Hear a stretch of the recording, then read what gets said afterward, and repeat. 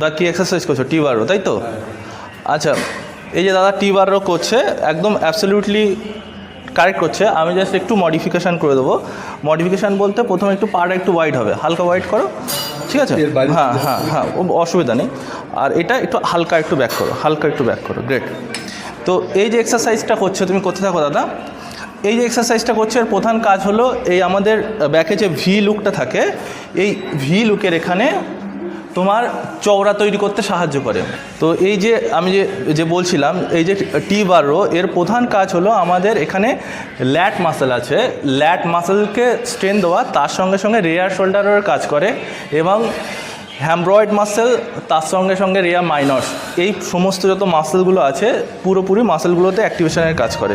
তো তোমরা যারা ব্যাকের দিনে এক্সারসাইজ করো অবশ্য এই এক্সারসাইজটা করার চেষ্টা করবে। ঠিক আছে দাদা, রেখে দাও, ছেড়ে দাও। দাদা তুমি আমাকে দেখে বলো যে তুমি তো এর আগে অনেক এক্সারসাইজ করেছো, এর আগে তোমার অনেক দিনের এক্সপিরিয়েন্স আছে, তো জিম করার প্রধান উপকারিতা কী? জিম করার প্রধান উপকারিতা হলো ফিটনেস, স্ট্যামিনা। আর এখনকার যুগে তো ফিটনেস ফ্রিক হওয়া উচিত, কেননা সময়ের সাথে সাথে মানে সমাজে সব ওবেসিটি বেড়ে যাচ্ছে। বাহ। আর লং টাইম আবার ইয়াং থাকার দরকার হয়, জিম অবশ্যই করতে হবে। আর মানে তোমার যদি কিছু মনে না হয় তুমি তোমার এজ বলতে দিতে পারো যদি মনে করো। আমি 49 ইয়ার্স ওল্ড। 49 ইয়ার্স ওল্ড দেখে মনে হচ্ছে। তো এটাই হলো বৈশিষ্ট্য দাদার। আজকে কত বছর এক্সারসাইজ করছো বলো? তা নিয়ারলি 20 ইয়ার্স।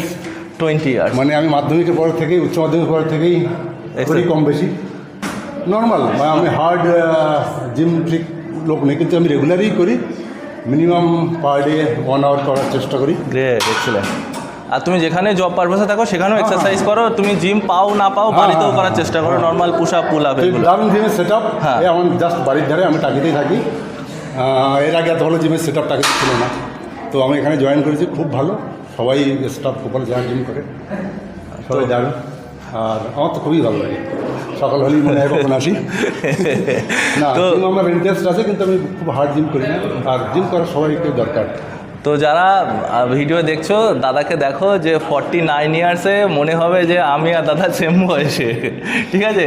তো এটাই হলো ফ্যাক্ট, যেটাকে বলে প্লাস্টিক সার্জারি জিম মানে। তো আজকে তো তাই তো ঠিক বললাম তো? তো আজকে তোমরা যারা বাড়িতে বসে ভাবছো না কালে করবো ওখানে, না কালকে করবো ওখানে, দাদা তার একটা উদাহরণ যে আজকেই করো। আর যেখানেই থাকো এটাও একটা উদাহরণ। তুমি দাদা কিন্তু এখানে সবসময় টাকিতে থাকে না, টাকিতে মাত্র 2-3 মাস থাকে, তারপরে তার জব পারপসে তার অন্য স্টেটে যেতে হয় বা ভারতের বিভিন্ন জায়গায় থাকে। তো সেক্ষেত্রে সেখানেও কিন্তু